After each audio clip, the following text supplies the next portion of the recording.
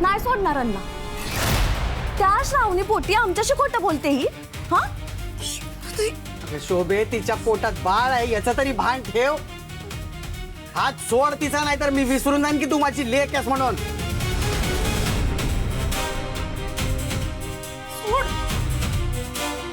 आणि पुण्यांदा जर का तिच्या अंगाला हात लावला ना तर मुस्काड फोडून ठेवीन. हा फोडा, नाही आमचाच मुस्काट फोडा. त्या श्रावणीनं काय पण करू दे, तिला बरोबर पाठीशी घालता. तिच्यासाठी वेगळे नियम, आमच्यासाठी वेगळे. आम्हाला बोलायचंच नाहीये काय.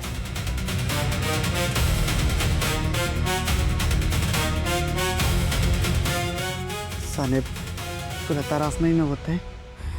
नाही अण्णा, ठीक आहे मी. शुभू आणि श्रावणीला ती बाई गावली असेल का? त्या बाईने खरं सांगितलं असेल का त्यांना?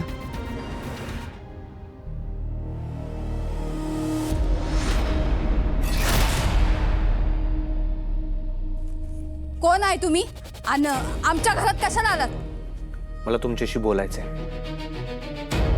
काय बोलायचंय आणि काय काम आहे? माझ्या वडिलांवर खोटा आरोप का लावलात? काय झालं?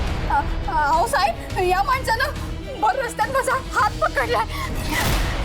मंदिराच्या परिसरात ते माझा गैरफायदा घेत आहेत साहेब. हे बघा, मी काय बी खोटं बोललेले नाही. जे घडलंय ते मी खरं खरं सांगितलं. माझे अण्णा असलं काही बी नाही करू शकत. असं म्हणजे तुमचा तुमच्या अण्णांवर लय विश्वास आहे ना? 100% मला. असल, पण मला त्याच्याशी काय बी घेणं देणं नाही. तुम्ही निघा इथनं.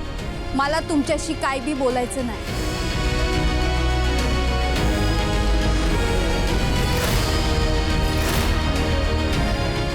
काय काम आहे? तुम्ही जी काही फालतू गोष्ट केली ना त्याचा जाब विचारला आलोय मी. हे बघा, आता इथून निमूटपणे निघून जायचा, नाही तर इथल्या चाळीतल्या लोकांना मी बोलवीन आणि सांगल की तुम्ही माझ्यावर जबरदस्ती करत होता. मग ती लोक तुमचं काय करतील ना, याचा विचार करा. पहिला माझ्या अण्णांना फसवलं, आता मला फसवायची धमकी देताय. सांगा, कुणाच्या सांगण्यावर हे केलंय? हे बघा, मी कोणाच्या सांगण्यावरनं मी केलेलं नाही. जे काय केलंय ते तुझ्या बापाने केलंय, त्याला जाऊन जाब विचार. हे बघा, खोटं बोलून काय बी फायदा होणार नाहीये. आणि बंद करा नाटकं, मी सांगा लागलोय. तुम्हाला इथून जा म्हणून सांगताय ना? तुम्ही तसं जाणार नाही. थांबा.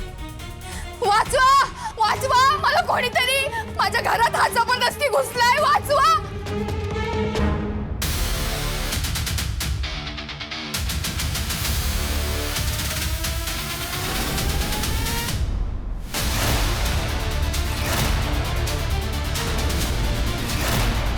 का थांबलात?